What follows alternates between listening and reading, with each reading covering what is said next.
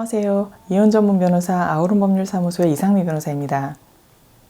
신혼부부가 아닌 이상 부부가 이혼할 때 재산 분할은 거의 피할 수 없는 과정입니다. 협의 이혼하면서 별 다툼 없이 재산을 분배하는 부부들도 많지만 재산 분할에 대한 의견 차이가 큰 부부도 정말 많습니다. 재산 분할은 크게 두 단계의 절차를 거친다고 볼 수 있는데요. 첫 단계는 분할할 재산을 확정하는 것입니다. 그리고 두 번째는 그 재산을 어떤 비율로 나눌지를 정하는 단계이죠. 그런데 요즘은 결혼한 지 어느 정도 된 부부라면 재산 분할 비율이 거의 5대5에 가깝다는 것 정도는 되게 알고 계신 것 같아요. 적어도 재산을 어느 정도 나누기는 해야 된다는 것까지는 다들 알고 계시죠. 문제는 나눠야 하는 재산이 부부가 같이 형성한 재산이 아니라 다 내 부모님이 주신 재산이라거나 배우자는 평생 탕진하기만 하고 나 혼자 뼈 빠지게 일해서 간신히 모은 재산이라는 등의 이유로 재산을 나누어야 한다는 그 자체에 동의하지 못하는 경우입니다. 둘이 같이 모은 재산이 아닌데 왜 나눠야 하느냐라는 거부감이므로 어찌 보면 앞에서 본 첫 단계, 즉 재산 분할의 대상에 대해 의견이 다르다고 할 수 있겠죠.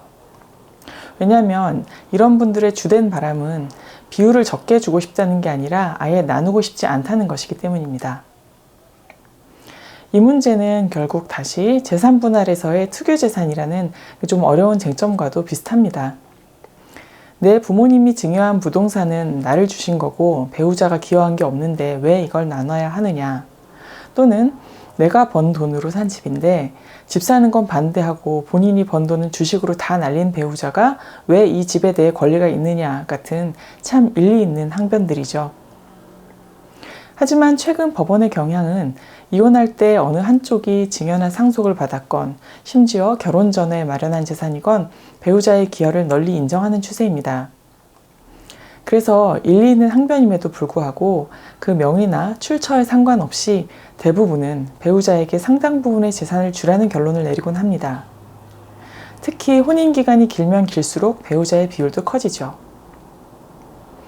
이런 설명을 들으면 너무 분통 터져 하시는 분들 정말 많이 계시고 충분히 이해도 갑니다. 하지만 억울할수록 더욱 빠르게 헤어지는 것이 차라리 낫다고 저는 말씀드립니다. 시간이 흐를수록 물론 재산이 줄어들 수도 있을 겁니다.